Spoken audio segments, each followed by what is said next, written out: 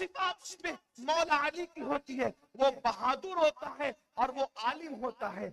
अब ये 12 सिफात अगर आपको किसी में देखना है तो दिल दिमाग के दरीचों को खोलकर माजी के झरोके में झांक कर देखो तो आपको अशरफुल औलिया की तस्वीर उभरेगी। चैनल आईडीएस सुन्नी मीडिया को सब्सक्राइब कर दे और इस अच्छे नाथ का और मुकर्रर का वीडियो देखने के लिए नोटिफिकेशन को ऑन रखें और सब्सक्राइब करना ना भूलें।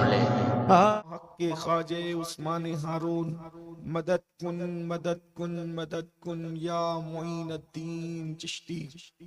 मिंबर पर रौनक अफरोज सरपरस्ते महफिल बानी महफिल परवरदे आगोश विलायत हुजूर ताजुल औलिया मुर्शिद इजाजत हजरत अल्लामा सैयद जलालुद्दीन अशरफ कादरी मियां मुद्दज़िल्लहुल आली, वो जमी अर्श मकाम सादात किराम उलमाए ज़वील एहतिराम, अस्सलामु अलैकुम व रहमतुल्लाहि व बरकातुहू। बुलंद आवाज से मेरे साथ पढ़े अस्सलातु वस्सलामु अलैका या रसूल अल्लाह, अस्सलातु वस्सलामु अलैका या नबी अल्लाह, अस्सलातु वस्सलामु अलैका या हबीब अल्लाह व अला आलिका व अस्हाबिका या नूर अल्लाह सल्लल्लाहु तआला अलैहि वसल्लम।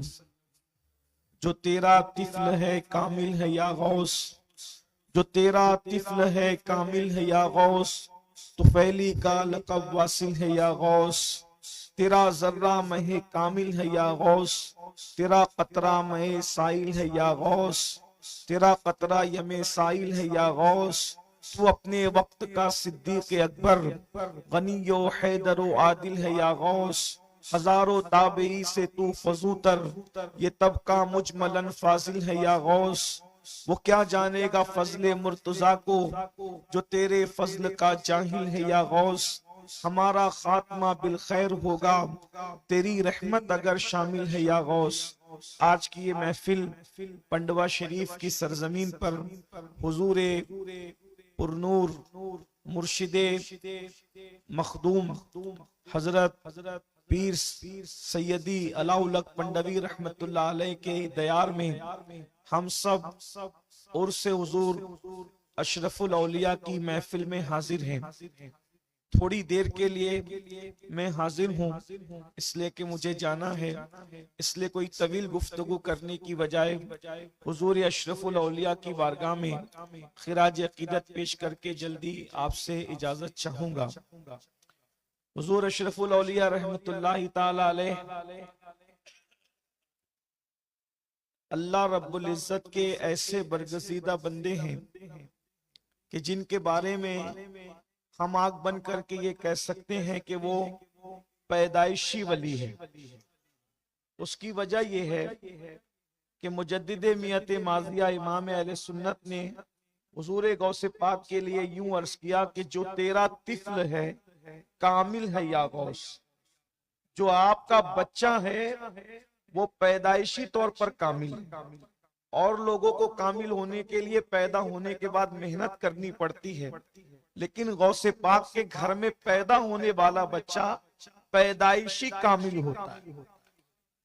और वो हुजूर गौसे पाक खानवादे अशरफिया वो है जहां गौसे आजम और गौसुल आलम ये दोनों समंदर मरजल बहरैन के तौर पर यकसा मिलते नजर आते हैं।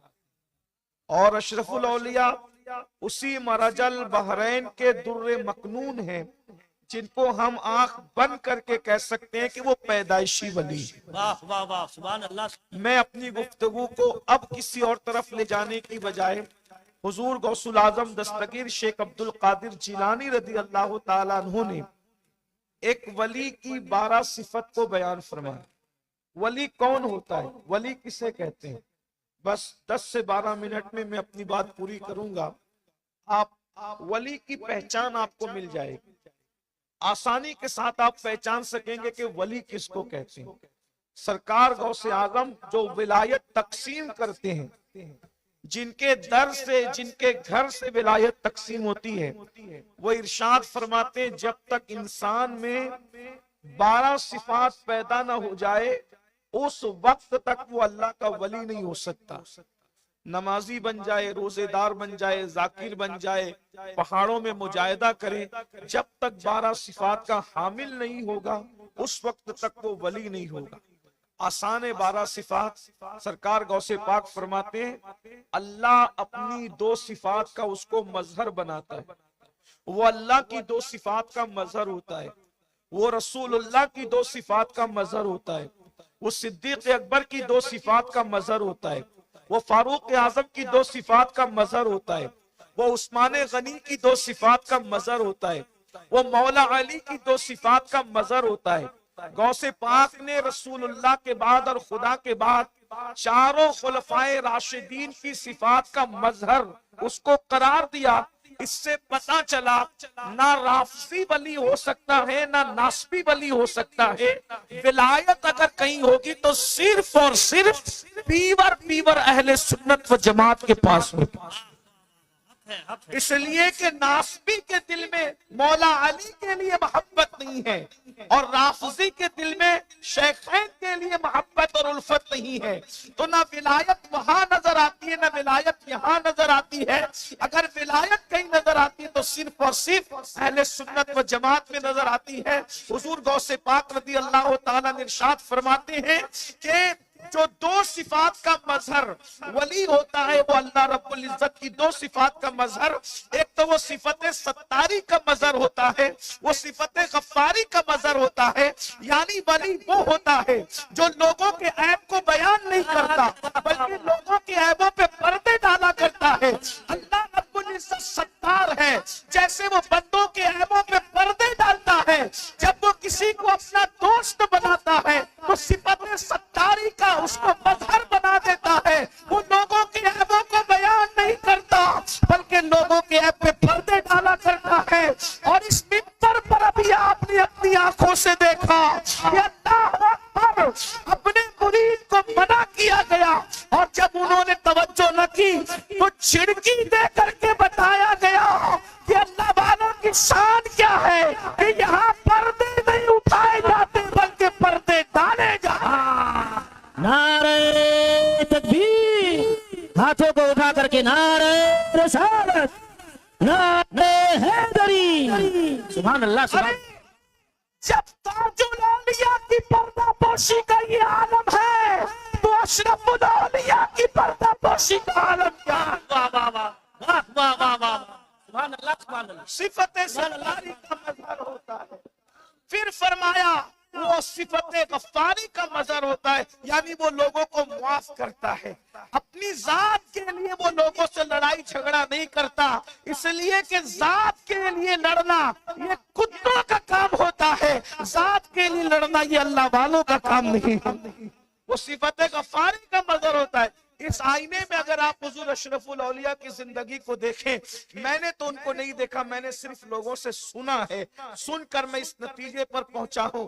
जिन्होंने देखा है वो गवाही देंगे, शहादत देंगे कि इन लोगों ने, हुजूर अशरफुल औलिया ने अपनी जात के गुस्ताखों को हमेशा माफ किया और उस दिन को याद दिलाया जो फतेह मक्का का दिन था, ला तस्रीब अलैकुमुल यौम। और यहाँ तो चिश्तियत है और खास तौर पर यहाँ चिश्तियत और कादरियत का भी संगम है। चिश्तियत इस एतबार से है कि मखदूम अशरफ जहांगीर सिमनानी जैसा सिलसिला चिश्तिया का वो अजीम नुमाइंदा जिसने सिलसिला चिश्तियत को बामे उरूज तक पहुंचाया, और इसीलिए तो उनके मुर्शिद को उन पे नाज था। मुर्शिद अपने बेटे को खिदमत सौंपते हैं कि तुम्हें जंगल से लकड़ियां लाने जाना होगा, और सारे खुलफा मुरीदीन को जिम्मेदारियां सौंपते हैं। खानका में झाड़ू लगाना होगा, बर्तनों को साफ करना होगा, लंगर तकसीम करना होगा, मेहमानों की खिदमत करना होगा। बेटे को भी काम दिया, सारे मुरीद और खुलफा को काम दिया। लेकिन जब मेरे मखदूम अशरफ सिमना ने अर्ज किया, हुजूर सबको काम सौंपते हैं, मुझे भी कोई काम सौंप दीजिए। फरमाया, अरे सब अलग है, अशरफ तुम अलग हो, इसलिए कि से पहले खिज़र अलैहिस्सलाम ने तुम्हारी तारीफ की थी कि अब मुझे कोई काम देने के लिए तुम्हें हया आती है कि मैं तुम्हें क्या मुंह दिखाऊंगा। अगर मैंने तुम्हें कोई काम सौंप दिया, मैं तुम्हें कोई फिजिकली एक्टिविटी नहीं सौंपना चाहता। अगर तुम कुछ करना ही चाहते हो तो जिक्र अस्कार के जरिए से मंजिलों को तय कर। नारे तकबीर, नारे रिसालत, फैजाने मखदूम अशरफ, फैजाने मखदूमुल आलम। इसका मुर्शिद जिसको जिम्मेदारी और खिदमत देने और खिदमत लेने के लिए हया करे, वो अशरफ सिमना है, वो हमारे मखदूम है। बहरहाल तो चिश्तियत तो इस एतबार से कि मखदूम साहब चिश्ती हैं, और कादरियत इस एतबार से कि सैयदना अब्दुल रज़्ज़ाक नूरुलैन की औलाद है। तो यहाँ चिश्तियत और कादरियत एक साथ जमा होती है। ये भी मराजल बहरैन है अल्हम्दुलिल्लाह ताला। तो चिश्तियत और कादरियत जो जमा करने की बात कर रहा हूं, तो ये कि यहाँ हाय हाय हाय क्या बात, अशरफी सहबा शराबे संजरी, सुभान अल्लाह। एक ही शीशे में है दोनों भरी, कादरी सहबा शराबे संजरी, एक ही शीशे में है दोनों भरी। कादरी सहबा शराबे संजरी, कादरी सहबा शराबे संजरी, एक ही शीशे में है दोनों भरी। क्या खुशनसीबी है हम लोगों की। तो कादरियत और चिश्तियत जब मिली हुई है तो दोनों में अब बात क्या है। हुजूर गौसे पाक फरमाते हैं कि मेरा घोड़ा बेलगाम है और मेरी तलवार बेनियाम है। और चिश्ती लोग कहते हैं, ख्वाजा नसीरुद्दीन चिराग दहलवी रदी अल्लाह तबारक व तआला अन्हु, कि हम चिश्ती लोग किसी से उलझते नहीं, हमने अपनी तलवार नंगी करके रख दी है, जो आकर के उलझेगा उसका किस्सा खुद ही तमाम हो जाएगा। लेकिन ये अल्लाह वाले अपनी जात के लिए किसी से नहीं लड़ते, ये अपनी जात के दुश्मनों को माफ करते, सिफते गफ्फारी का मजहर होते हैं, अपनी जात के लिए नहीं लड़ते। बल्कि सरकार बाबा फरीदुद्दीन गंजे शकर रदी अल्लाह ताला तो यहां तक फरमाते हैं कि भाई हम सूफी लोग हैं, अल्लाह वाले लोग हैं, हमारे सामने कैंची की बात ना किया करो, बल्कि सुई धागे की बात किया करो, क्योंकि कैंची एक को दो कर दिया करती है, और यहाँ पर एक को दो नहीं किया जाता बल्कि दो को एक किया जाता है। ये सरकार बाबा फरीद गंज शकर रदी अल्लाह ताला की तालीम। अल्लाह नवाजिश करम फरमाई है, आपकी दुआएं सरकार जी, न मोहब्बतें आप। तो एक बात मुझे यहाँ याद आई, जात के लिए न लड़ना और अल्लाह के लिए दुश्मनी रखना, उसकी एक मिसाल पेश करता हूँ। सरकार ख्वाजा नसीर मिल्लत बद्दीन ख्वाजा नसीरुद्दीन चिराग दहलवी की बात याद आई। कुछ लोगों ने बादशाह के पास जाके चुगली की कि ये लोग तो सिमा में रात दिन रहते हैं, ये अल्लाह वाले लोग नहीं हैं, और ये ऐसे ही हैं वैसे वगैरह वगैरह कहा। बादशाह ने कहा ठीक है, हम उनको अपना नौकर बनाएंगे और उनसे अपनी खिदमत लेंगे। सरकार नसीरुद्दीन चिराग दहलवी के पास नुमाइंदा भेजा, और नुमाइंदा भेजने के बाद कहा कि आपको बादशाह की कोई ना कोई नौकरी कबूल करनी पड़ेगी। सरकार नसीरुद्दीन ने फरमाया मैं आपसे कोई ताल्लुक नहीं रखता, मैं आपकी नौकरी कैसे कर सकता हूँ। कहा अगर आप नौकरी नहीं करोगे तो मुश्किल उठाओ। कहा मैं हर मुश्किल उठाऊंगा। सीरत निगार लिखते हैं ये सीने की जो हड्डी होती है, इन दोनों हड्डियों में सुराख करके ख्वाजा नसीरुद्दीन चिराग दहलवी को लटका दिया गया कि आप नौकरी करें। सरकार नसीर मिल्लत वद्दीन से मुरीदीन ने कहा हुजूर ये जुल्म पर आया है, आप नौकरी के लिए तैयार हो जाएं, ये जो कहता है आप कर लें, वरना ये आपको नुकसान पहुंचाएगा। आपने फरमाया ठीक है मैं तैयार हूं। तो बादशाह ने कहा रोजाना आप मुझे मेरे कपड़े पहनाएंगे और मेरे कपड़े उतारेंगे, ये आपकी जिम्मेदारी। तो ख्वाजा नसीर रोजाना कपड़े पहनाने लगे और कपड़े उतारने लगे, लेकिन बद्दुआ नहीं की, क्योंकि अब तक जात तक मामला था, जाती दुश्मनी थी। ये बादशाह को ख्वाजा नसीर से जाती दुश्मनी थी, चिराग दहलवी से। चिराग दहलवी कौन है? ये चिराग दहलवी सरकार अलाउल हक पंडवी रहमतुल्लाही ताला अलैह, ये इनके पीरो मुर्शिद के पीर भाई हैं। हजरत अखी सिराज आईने हिंद के पीर भाई हैं। इन दोनों के पीरो मुर्शिद निजाम मिल्लत वद्दीन सुल्तानुल मशाइख ख्वाजा निजामुद्दीन औलिया रदी अल्लाह ताला।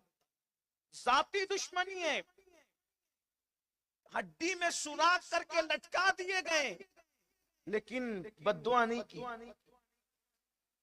माफ कर रहे हैं। उसको कुर्ता पहनाते हैं, कुर्ता उतारते हैं। हासिदों ने कहा कि मामला सही चल रहा है, नसीर का इम्तिहान लो। एक दिन बादशाह को ताखीर से लाए और इतने लेट लाए कि ख्वाजा नसीरुद्दीन चिराग दहलवी की नमाज अस्र कज़ा होने के करीब आ गई। अल्लाह के रसूल अलैहिस्सलाम ने फरमाया, मोमिन की अस्र उस वक्त होती है जब सूरज अपनी हालत पर होता है, और जब सूरज में तगय्युर आ जाए, वो डूबने के करीब हो जाए, फिर वो मोमिन की नहीं बल्कि मुनाफिक की नमाज होती है। यानी जब सूरज डूबने के करीब हो तो अल्लाह के रसूल अलैहिस्सलातु व तस्लीम ने फरमाया उस वक्त नमाज पढ़ना ये निफाक की अलामत है। ये निफाक एतिकादी हम नहीं कहते उसको, निफाक अमली कहते हैं उसको। लेकिन बहरहाल अल्लाह वाले उस वक्त भी नमाज पढ़ने को पसंद नहीं करते थे, बल्कि मसनून वक्त में नमाज पढ़ने को पसंद करते। अभी हुजूर मुर्शिद इजाजत ने सरकार वारिस पाक का जिक्र किया कि वारिस पाक किसी के पीछे नमाज नहीं पढ़ते, बल्कि वारिस पाक अलग नमाज पढ़ते। तो लोग ये मशहूर करते थे कि वारिस पाक नमाज ही नहीं पढ़ते। वो नमाज पढ़ते थे मगर कमरे में छुप के पढ़ते थे, जैसा कि हज़रत ने इशारा किया। लोग कहते थे अब जमात के साथ नहीं पढ़ते, जमात के साथ नहीं पढ़ते। तो वारिस पाक कहते थे अरे जमात से पढ़ाना है तो अली हुसैन अशरफी जैसा इमाम ला करके दो ना। अगर वारिस पाक को पीछे खड़ा करना है तो कोई अली हुसैन अशरफी जैसा ला करके इमाम दो। और किसी एक के पीछे खड़ा कर दिया वारिस पाक को, तो नमाज के बाद वारिस पाक ने कहा सुना सुना इमाम साहब, आपने हमका बहुत थका दिया। सरकार वारिस पाक कहते बहुत थकाया आपने हमका। तो कहा वो कैसे? कहा हम तो आपके पीछे नमाज के लिए खड़े हो गए, लेकिन कभी चारे की दुकान पर, कभी किराना दुकान पर, कभी कहीं लेके भटकते रहे। जहां जहां इमाम गया पीछे पीछे वारिस थे। तो कहा ऐसी नमाज भी क्या नमाज है। लेकिन ये हम लोगों के लिए, हम लोगों को तो हर सही अकीदा की इत्तिदा करनी चाहिए कि वारिस पाक का मर्तबा और था, हमारा मर्तबा और है। तो अंदाजा फरमाए तो भाइयों, हम लोग क्या हैं?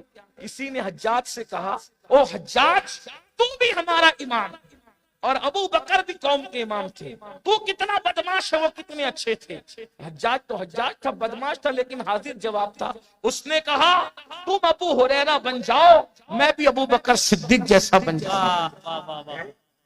जब तुम अबू हुरैरा नहीं बन सकते तो तुम्हें अबू बकर सिद्दीक जैसा इमाम कैसे मिल सकता है?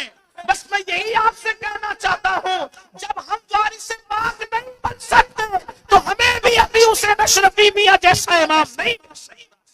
सूद खाते रहोगे, हराम खाते रहोगे, औरतों पे बदनजरी करते रहोगे, इसी तरीके से अपनी बेटियों को बाजार और वलीमों में बेपर्दा घुमाते रहोगे, और फिर सोचो कि हमें भी आला हजरत अशरफी मियां जैसा इमाम मिल जाए।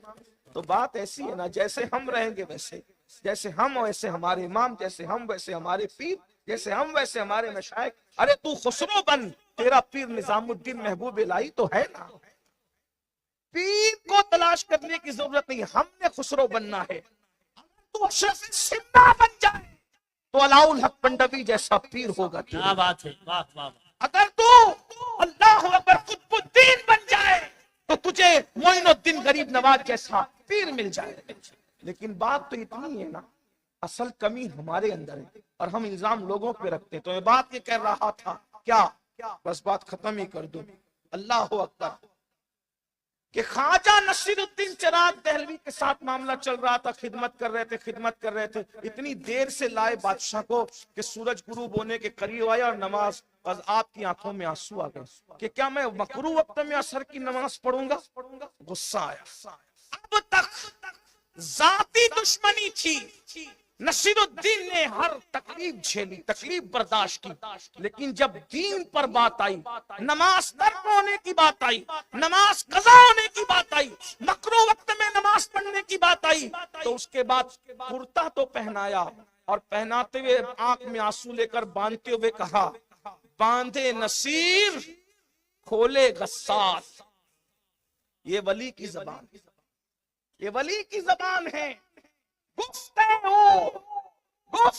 अल्लाह बुवत गर्चे अज हल्कू में अब्दुल्ला बुवत।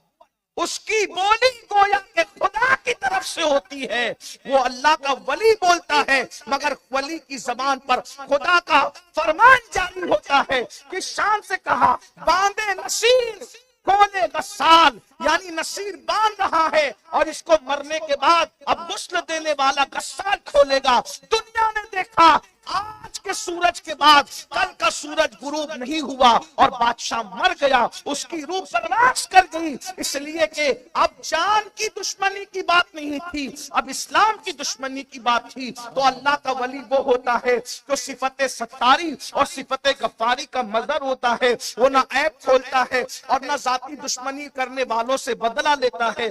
दो सिफात उसमें रसूलुल्लाह की होती है, एक सिफत ये कि रसूलुल्लाह रफीक है उम्मत पर और शफीक है उम्मत पर। तो जो अल्लाह का वली होता है वो रसूलुल्लाह की उम्मत पर रफीक भी होता है और शफीक भी होता है, यानी उसके अंदर चिड़चिड़ापन नहीं होता, वो लोगों को डांटता नहीं, वो लोगों को गालियां नहीं देता, वो लोगों को झिड़कता नहीं, वो अमीर और गरीब में फर्क नहीं करता। रसूलुल्लाह की महफिल में जहां सिद्दीक पर जैसे मालदार को पहलू में जगह मिलती थी, वहीं पर बिलाल जैसे गरीब को भी पहलू में जगह मिलती थी, उस्मान गनी जैसे को प्यार मिलता था मालदार को, तो अबू जर गिफारी जैसे गरीब को भी प्यार मिलता था। उसी तरह जैसे मुस्तफा जान रहमत उम्मत पर रफीक और शफीक थे, जब अल्लाह किसी को वली बनाता है तो उसके अंदर भी रिफ़्क़त और शफकत का अंदाज पैदा कर देता है। वो माँ की तरह प्यार करता है, वो शफकत देता है, वो मोहब्बत करता है। दो सिफात उसमें सिद्दीक अकबर की होती है,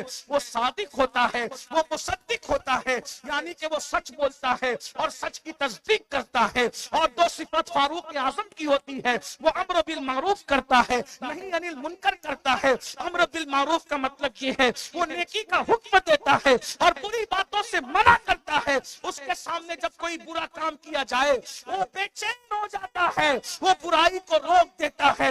अम्र बिल मारूफ और नहीं अनिल मुनकर, नेकी का हुक्म देना, बुरी बात से मना करना, ये अल्लाह के वली की पहचान है। दो सिफत उसमें उस्मान गनी की होती है, एक तो वो दिन को सखावत करता है और रात को इबादत करता है। इसका मतलब ये है कि वली लूटने वाला नहीं होता बल्कि वली लुटाने वाला होता है।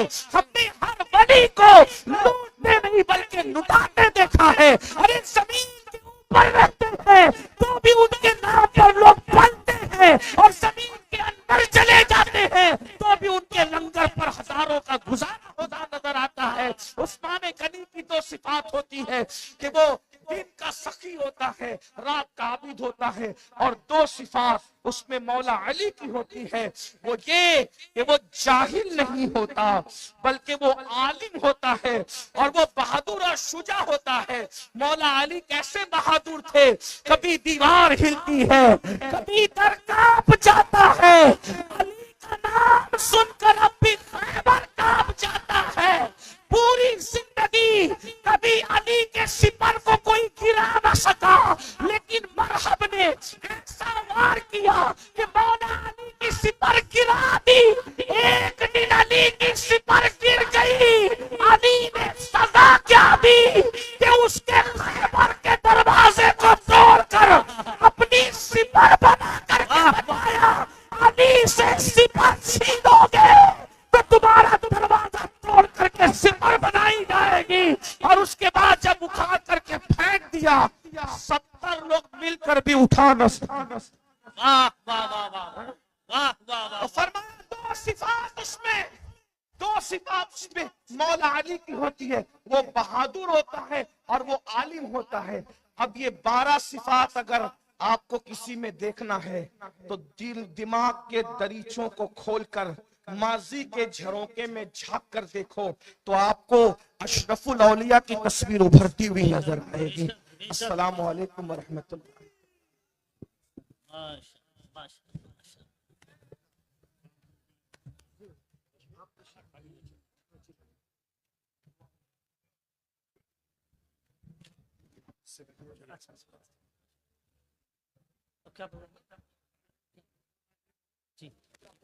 आप हजरात बैठे, इज्जत